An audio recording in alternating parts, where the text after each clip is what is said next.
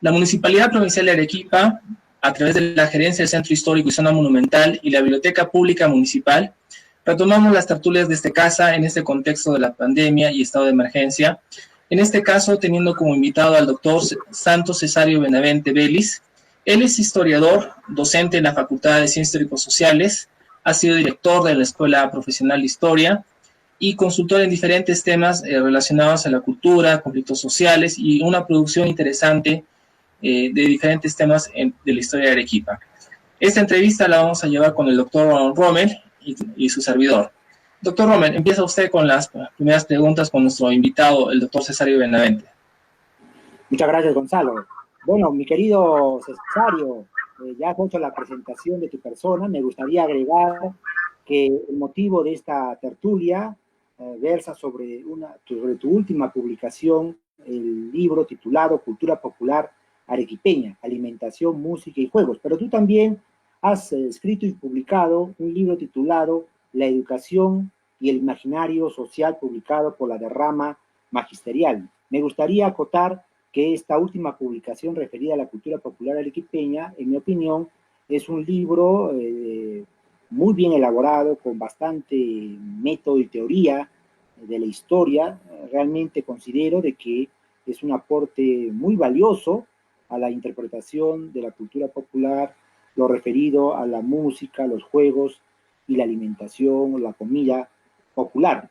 Pero me gustaría comenzar esta intervención planteándote alguna interrogante acerca de lo que el propio Peter Burke, historiador inglés, en su libro sobre cultura popular, decía de esta noción, ¿no?, de cultura popular, que él consideraba una noción problemática, el término de cultura popular, ¿no? Porque, por un lado, primero hablaríamos de la cultura de las élites, ¿no?, de la cultura popular, que en sí misma ya el término cultura popular tiene una pretensión de hegemonizadora, ¿no es cierto?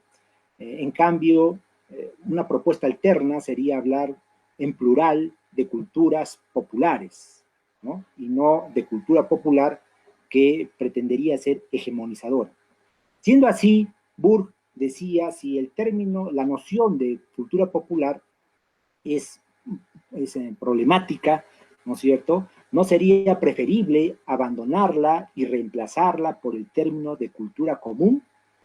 La cultura común, dice Burke, ¿no?, es un término, es una noción que se ha, digamos, normalizado en los tiempos recientes, a raíz, en Europa, ¿no?, a raíz de la invención de la televisión y de los medios de comunicación, ¿no es cierto?, que han masificado, ¿no es cierto?, digamos, los contenidos culturales. Entonces, hablar de una cultura común, en opinión de Burke, sería una alternativa al término de cultura popular.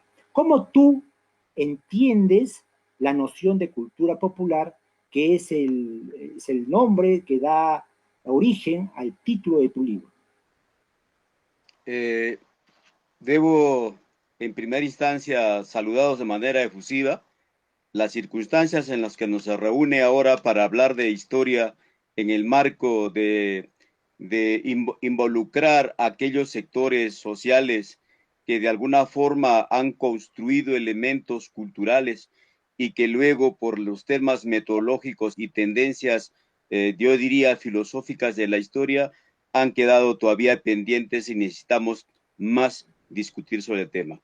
Te saludo de manera especial, Mario, por la gentileza que hoy oferta para esta humilde presentación. De igual forma, Gonzalo, por ser el promotor de estas tertulias que ayudan a esclarecer de alguna forma la concepción de la historia a la que nos estamos inclinando o nos hemos inclinado. Entonces, el tema de cultura, si nos remitimos a ciertas concepciones de la visión teórica del contexto del universo hasta los años 90 o hasta los años 80, pues encontramos una estructura de pensamiento dividido hacia los sectores elitizados y dividido hacia el sector popular. Williams de alguna manera termina explicando qué es lo que ocurre con la cultura. Entonces, resumimos que cultura es todo aquel elemento que ha producido el hombre, sean ideas, pensamientos, conocimientos y también teorías históricas, parte de la cultura. Y entonces nosotros asumimos esta posición que cultura es toda aquella producción, material y no material, que ha dejado evidencia el hombre y que está en un espacio determinado y tiempo, por tanto. Entonces, cogiendo la concepción que la cultura es todo lo que produce el hombre, entonces cuando intentamos escribir la historia de Arequipa, observamos que hay un sinnúmero de sectores sociales que no habíamos tomado en cuenta en la historia. En algún momento nos pusimos a estudiar sobre la historia de los artesanos y al estudiar la historia de los artesanos me trajo debates, justamente el que lo planteas tú. Más de un pensador de la historia en la escuela de historia, valga la redundancia, no, ¿qué vas a demostrar a los artesanos? Nosotros intentamos trabajar a los artesanos como grupo que da inicio, un inicio incipiente de la industria y que en el proceso se han ido jerarquizando, se han ido organizando y ha dado finalmente una línea de trabajo al interior del desarrollo del siglo XVIII y luego el siglo XIX y que continúan hoy, ahora promocionando como elementos masivos de su producción de tejidos, de juegos, de platería y demás, ¿no? Entonces, ¿qué significa lo popular? Para nosotros lo popular es aquello que es aceptado por toda la sociedad, por todas las estructuras. Pongo un ejemplo. Hasta hace poco la música, hasta los años 70, 80 y parte de los 90, la música que diferenciaba de alguna manera a la sociedad era la música académica, con Stravinsky, con Beethoven y todo este género musical que viene de Europa con instrumentos musicales, el piano, el violín, o la guitarra. Esta música era exclusivamente de tocarla en un espacio específico, o en un ritual religioso, o en una fiesta principal de ciertas sociedades, y luego de haber escuchado 4 o 5 momentos la música, terminan contagiándose con la música que hacían los negros en el segundo patio. Y después de contagiarse de la música con los negros en el segundo patio, pasaban al tercer patio y terminaba la fiesta a la hora que tomaba la decisión la familia que había organizado la fiesta.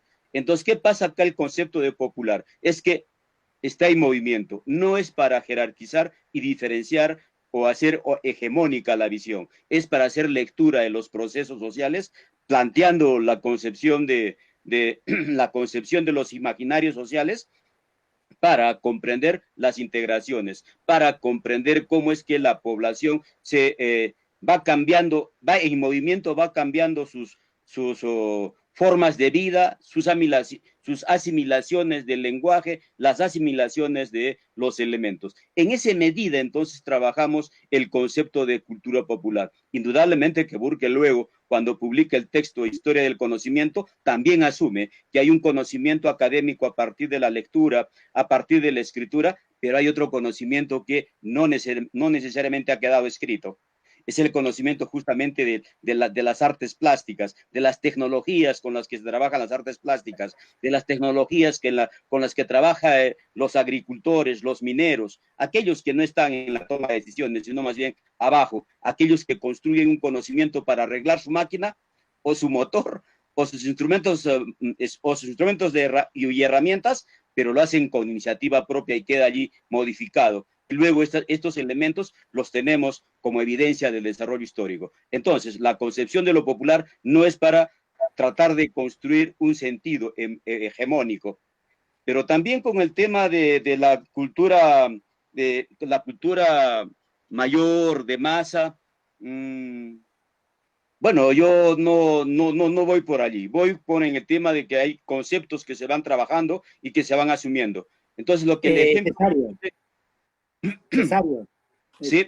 me permites, tú hablas entonces de una integración cultural, lo que podríamos también reconocer en otra expresión de sincretismo cultural, ¿no? Producido a partir del encuentro de dos civilizaciones, ¿no? En el caso nuestro, la civilización occidental y lo que viene a ser la civilización prehispánica, ¿no? Entonces, de ese encuentro, de esa fusión, de ese sincretismo cultural, da origen a una serie de manifestaciones culturales híbridas, nuevas, pero con aportes de ambas vertientes, tanto occidental como prehispánica, ¿no?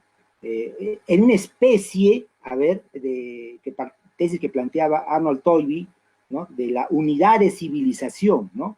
Que en realidad no hay tal unidad de civilización como podría decir Toynbee, ¿no? Porque las culturas en América Latina, como en la nuestra, tenía sus propios componentes, sus propios valores, sus propios elementos que se resisten, ¿no es cierto?, que se resisten a ser desplazados, y por el contrario, ¿no?, en esa resistencia, que es un término que tú también mencionas en tu libro, cuando hablas de cultura popular, tú dices que si se mantiene, si la cultura popular, si la cultura se mantiene en los sectores populares, es resistencia, dices tú, ¿no es cierto?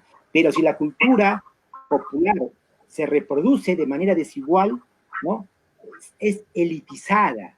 Eso también está vinculado a lo que un gran sociólogo francés, Pierre Bourdieu, ¿no?, hablaba acerca de la distinción y de la reproducción, ¿no? Son dos categorías que él manejaba, ¿no?, la distinción y la reproducción. Es decir, digamos, ese hábitus que se adquiere a partir de la formación de los niños, de los jóvenes, en escuelas exclusivas, ¿no es cierto?, o el acceso a una mejor educación de determinados sectores de la sociedad, que a su vez reproducen los contenidos aprendidos en la escuela y que forman parte de una cultura de élite, podríamos decirlo, ¿no?, que a su vez le permite a ese grupo de personas tener mayor acceso o mayores oportunidades. Hacemos una pausa, por favor. Bueno, entonces hacemos una pausa, que lo vemos en el siguiente bloque, la respuesta del doctor Cesario Benavente a las preguntas y conceptos que nos ha deslizado Mario Rommel. Hacemos una pausa y lo trataremos en el siguiente bloque. Es una etapa difícil, pero con el esfuerzo, sacrificio y responsabilidad de todos los arequipeños, superaremos todas las adversidades. Ganaremos esta batalla, cada uno haciendo lo que le toca hacer en estos momentos, unos trabajando y otros desde casa. ¡Lo lograremos! ¡Fuerza, Arequipa!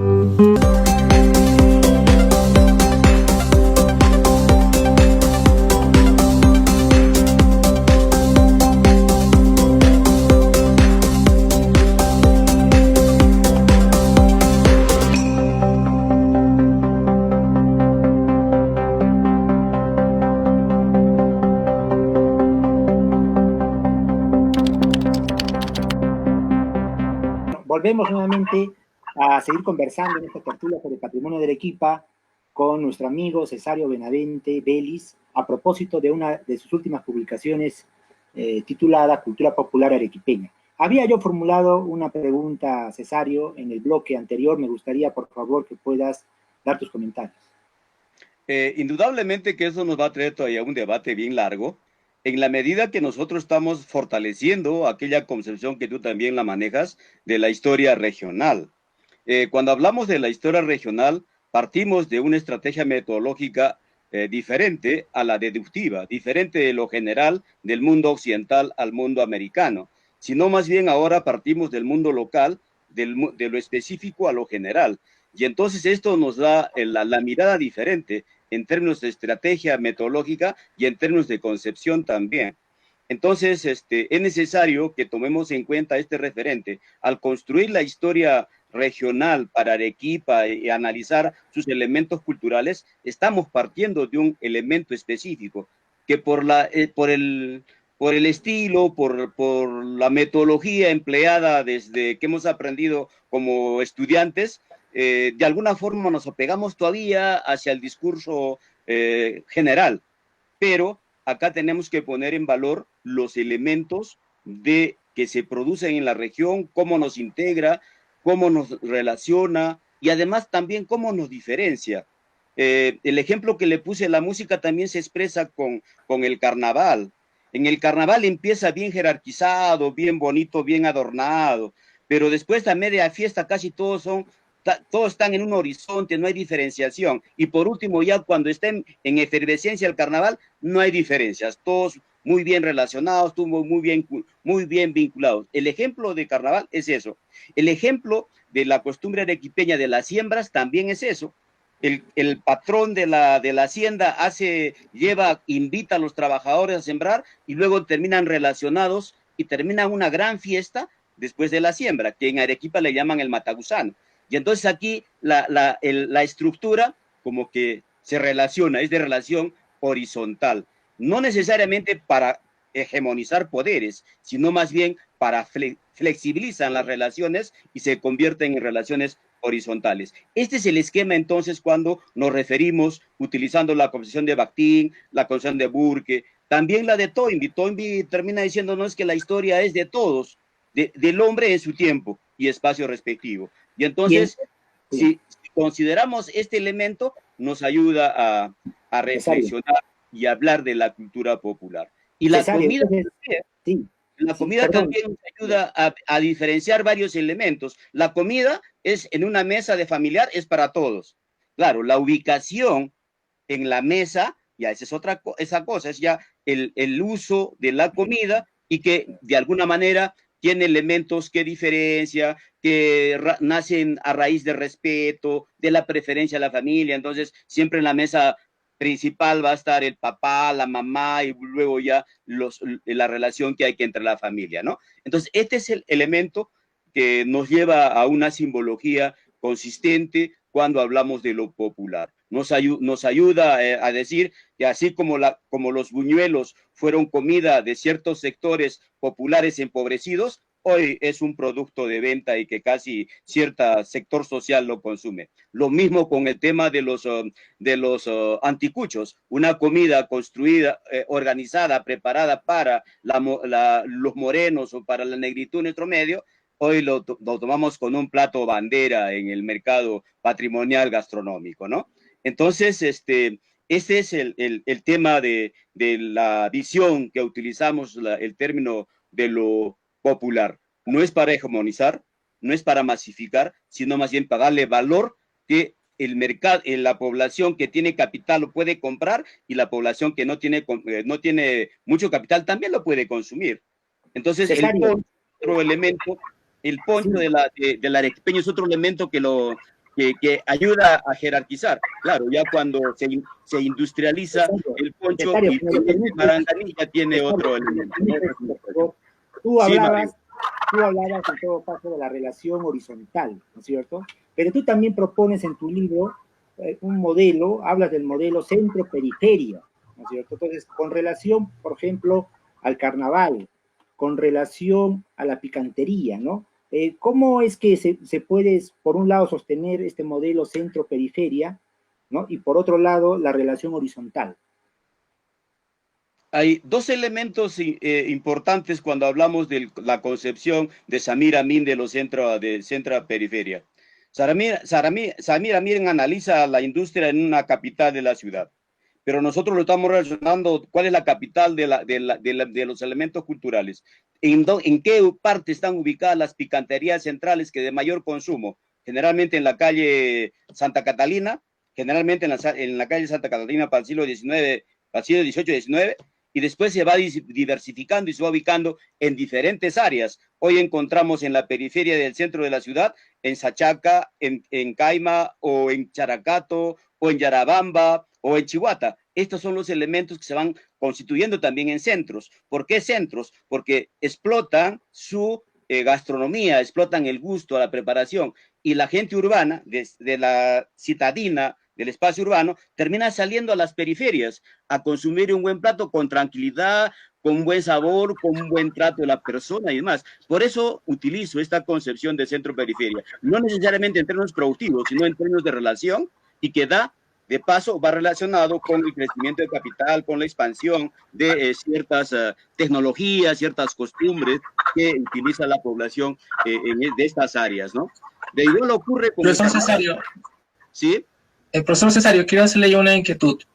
¿Qué fuentes tenemos accesibles para el público para estudiar la cultura popular en Arequipa? Entendiendo de que ellas nos dan una perspectiva de cómo ha sido la construcción social a través del tiempo y cómo ha mantenido vigencia, y algunas veces se ha tenido que reinventar de escenarios nuevos. ¿Qué nos puede decir al respecto? En realidad, para el siglo XVIII, para el siglo XIX, siglo XX, hay mucha información. Una de las fuentes que utilicé para trabajar el tema del carnaval, la música, la comida y los juegos, es una revista que circuló entre 8 o 12 números aproximadamente. Yo tengo 8 números, me faltan 4. Es la revista Yoque. Y allí hay una frase bien simpática, y Yoque es del año de 1901, por ejemplo. Y allí hay las frases, las décimas que conversan, y además pequeñas recetas para preparar el ají picante, con el chinchucho se refiere esta revista. Pero también hay otros documentos que también los encuentro en los cuadernos escolares. Los cuadernos escolares que los he identificado para el siglo XIX y XX, hay en el cuaderno de lenguaje le dice, prepare una comida, y el niño escribe la receta que probablemente su mamá le recomienda, y que hoy tiene coincidencia para preparar el yatán, por ejemplo, con el tostado, con el, ¿cómo se llama? Con el perejil, o con el guatacay. Entonces, estos datos son los que nos ayudan para hablar de la historia popular arequipeña. Pero también está la revista pedagógica que se difunde en Arequipa en 1938. Esta revista pedagógica sale en varios números, y en una parte posterior, casi en las últimas páginas, hay recomendaciones para los juegos de los niños, hay recomendaciones para canciones de los niños, hay recomendaciones para que también pongan el valor en la escuela el tema de la preparación de alimentos. Es decir, es una de las pocas revistas que va relacionado con la cultura popular. Entre otras revistas está El Educador Peruano, una revista para los maestros. Claro, en El Educador Peruano receta cómo hay que preparar, cómo utilizar los cuadernos, y además canciones para que se socialice con los jóvenes, con los niños, quiero decir, con los de la escuela básica, con los de primera y segunda letra. Y entonces, además de ello, de las canciones, también hay juegos. Irónicamente, entre una de las revistas he encontrado ese juego tengo una muñequita vestida de tul o de azul. Está en una de las revistas del Educador Peruano. Nos ayuda entonces a considerar estas fuentes que están vinculadas y que son un promedio de 100 y tantos números desde 1919, 1917, el Boletín de la Enseñanza. Si bien es cierto, el Boletín de la Enseñanza fue un órgano mensual de la Dirección General del ramo de la instrucción, se difundió a nivel nacional, y los maestros lo utilizaron como un material didáctico constante y como un manual de paso, porque el sistema educativo en Arequipa no siempre estuvo bien, sino más bien se han ido organizando ellos, los mismos profesores. Entre otros documentos, hay los cancioneros populares también que los hemos podido identificar, y allí encontramos rondas, bailes, nomenclaturas para tocar la música académica, etcétera, ¿no?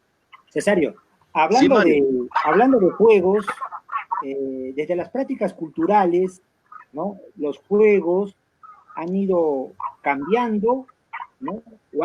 o han venido a ser reemplazados por otro tipo de juegos.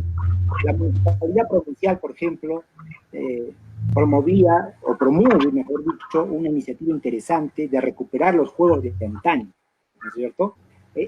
Tú como especialista y también en tu libro, uno de los temas que abordas son los juegos.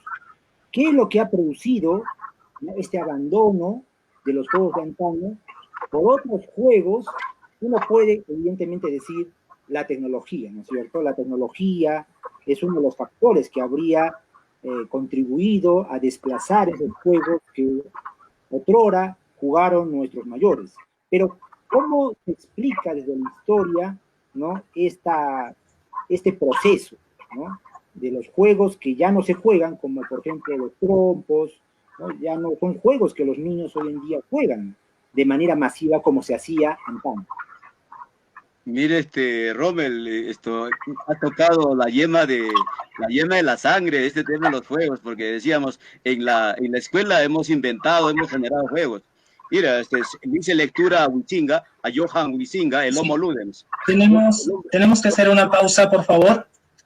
Este tema lo vamos a tratar en el siguiente segmento de esta entrevista con el profesor Cesario Benavente. Hacemos una pausa y pasamos al siguiente bloque. Desde el primer día de aislamiento hemos lanzado el Club de Lectura Cuarentena, que hoy cuenta con más de 1.200 miembros lectores que comparten sus lecturas a través de Internet. Lanzamos el programa Aprendizajes Entretenidos, a través del cual se están dando cursos virtuales de dibujo, origami, música en sus diversas expresiones. Lanzamos La Cuarentena Musical, que es un programa de transmisiones en vivo de músicos arequipeños que aportan con su creatividad. La Municipalidad Provincial de Arequipa de este modo se convierte en pionera, llevando cultura y entretenimiento sano a sus hogares.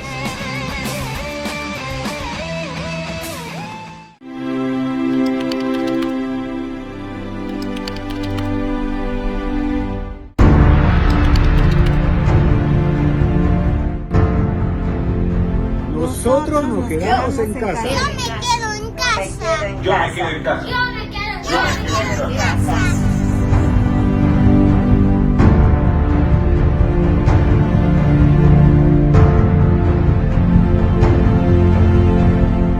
Bien, continuamos entonces con la tertulia sobre patrimonio de Arequipa, conversando con el profesor Cesario Benavente. Cesario, estábamos hablando de los juegos, ¿no es cierto? Y los juegos hoy en día, los juegos de antaño, han quedado más en el recuerdo y como parte de una tradición en peligro de extinción, ¿no? Por iniciativa de la municipalidad se está recuperando estos juegos de antaño, pero ¿por qué razón, desde el punto de vista histórico, ¿no? y tomando en cuenta el análisis que has hecho tú en tu trabajo de cultura popular, por qué razón esos juegos de antaño están en peligro de desaparecer, ¿no? Y qué razones han motivado justamente la adopción de nuevas prácticas culturales, la adopción de nuevos juegos? Mucho de ello seguramente tiene que ver con la tecnología y también con los medios de comunicación que han masificado de pronto otro tipo de prácticas o de juegos para los niños y para los jóvenes de hoy. Rommel, este es un tema muy profundo. Decíamos que al leer Huizinga al Homo Ludens, naturalmente el hombre es por naturaleza juguetón, bromista, inventa sus juegos. Para el siglo XVIII, siglo XIX y parte del XX, en ese cambio de modelo educativo de la escuela francesa a la escuela inglesa, con la escuela inglesa se implementa el aprendizaje, entra con sangre, y aquel joven que no cumplía la tarea era encerrado en un cuarto oscuro con una calavera. Esta calavera le ponían una vela al interior, hasta que no se apague la vela el chico tenía que cumplir el castigo, y entonces esta simbología de la calavera sale, por ejemplo, esa ronda que decían: al zunzún de la calavera, el que se duerme le cae en la cuera. Imagino que tú has jugado todavía de esa temporada este juego. Entonces mira cómo ha evolucionado la simbología. ¿Cómo ha evolucionado la simbología, que hoy lo podemos encontrar en las redes con los niños que juegan, utilizan los juegos electrónicos, y también juegan ahí con calaveras, con todo este tema de las simbologías, ¿no? Ese es un elemento. El otro elemento es que en la propia dinámica de la escuela, desde la escuela hemos vendido que la panacea es la tecnología.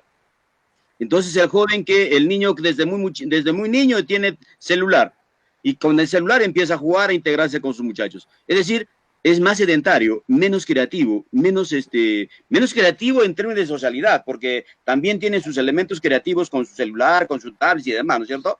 Pero se está quedando lentamente estos temas de los juegos, el de los trompos, el de las caretas, a bolas, tú has sido un gran campeón en bolas, por ejemplo, o a las chapitas, o cuando has jugado el tejo, saltabas 3 cajones en el tejo y ganabas cada vez. Y entonces, estos juegos, en algunos centros educativos, los mismos profesores de educación física los promocionan. Yo creo que tenemos que, para que se ponga en valor los juegos creativos de innovación, porque teníamos que innovar, acuérdate, en agosto, septiembre teníamos que innovar las cometas y teníamos que hacerla voluntariamente. No había concurso de cometas en el colegio ni en el barrio. Cada uno inventaba su cometa y hacía un sinnúmero de modelos, desde la estrella, las cinturas de mono, etcétera, ¿no es cierto?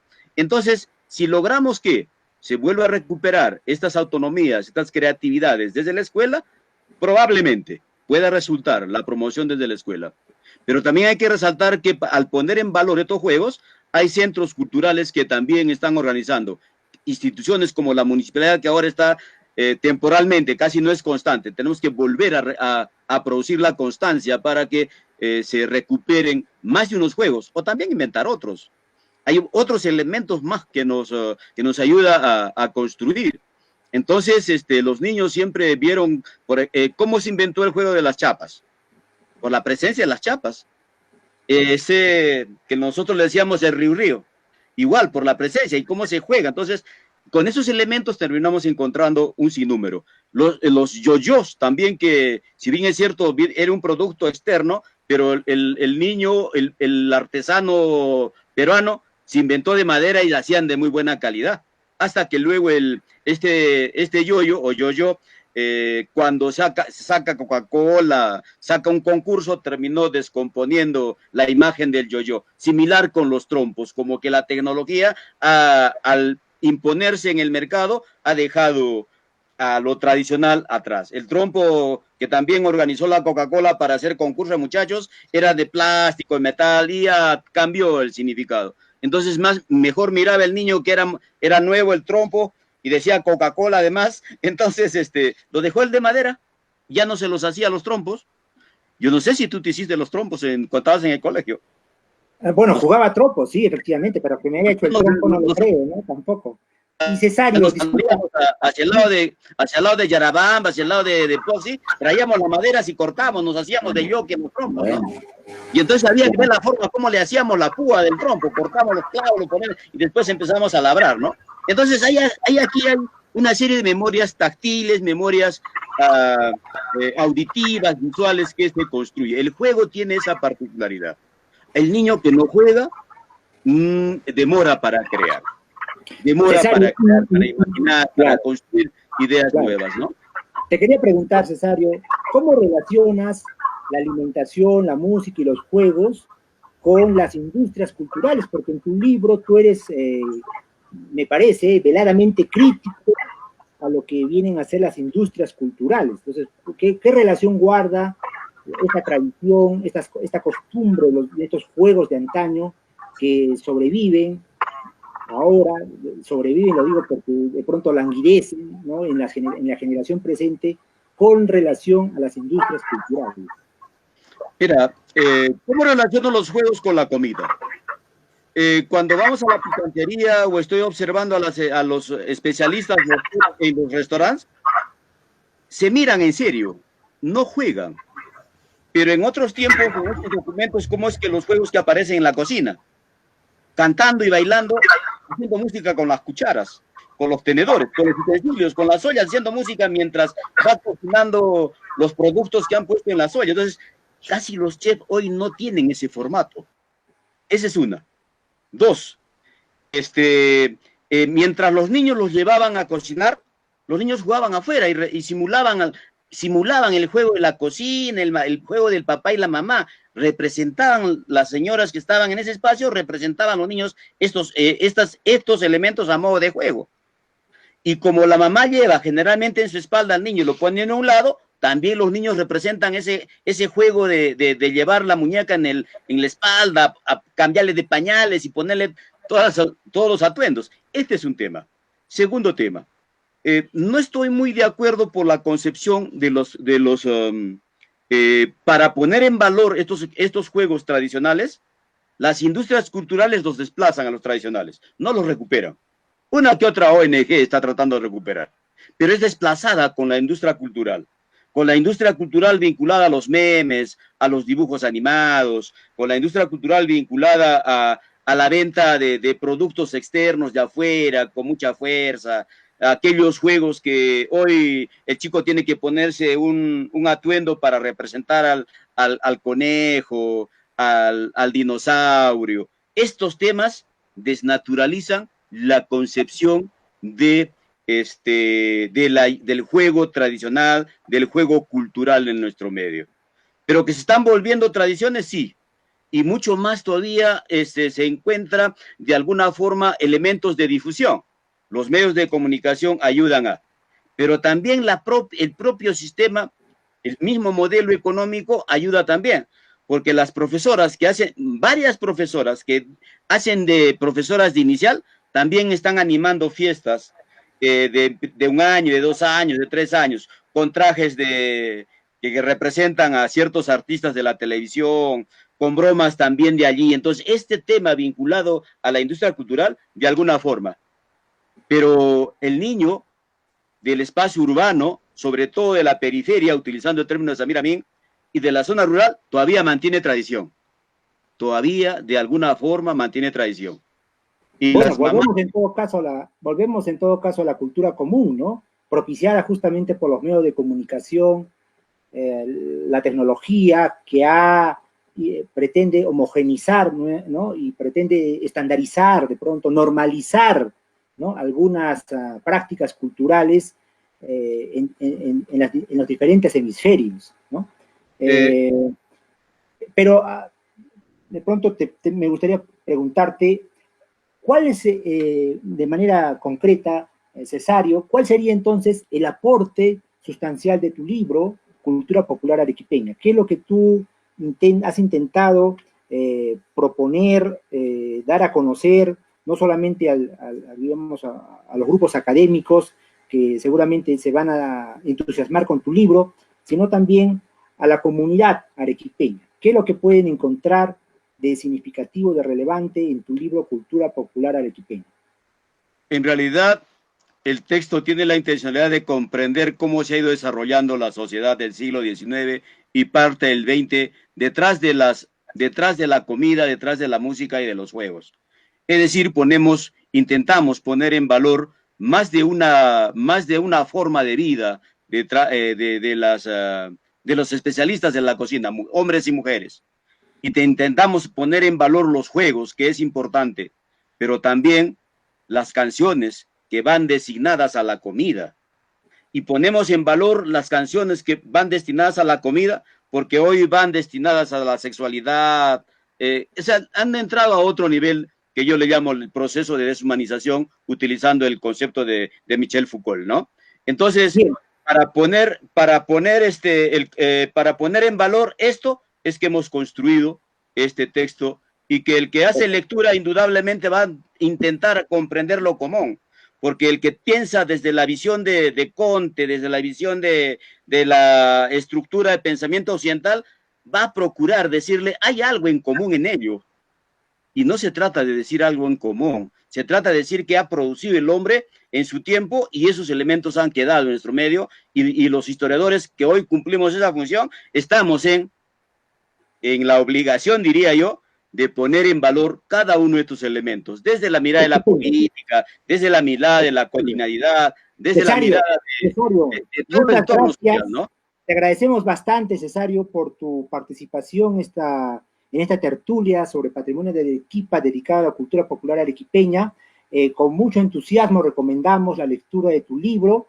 Sin duda, como lo dije al principio, es un aporte valioso para poder entender este proceso cultural vivido no solo en nuestro país, sino particularmente en Arequipa entre los siglos XIX y XX. Muchas gracias, Cesario, muchas gracias, Gonzalo, y con nosotros será hasta otra oportunidad, la siguiente semana, en que continuaremos desarrollando estas interesantes tertulias sobre patrimonio de Arequipa. Síganos, que estamos también pensando en ustedes.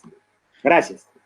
Gracias a ustedes infinitamente, y yo creo que hay que continuar hasta lograr construir un imaginario sobre el valor de nuestra cultura arequipeña. Muchas gracias, muy amable a usted.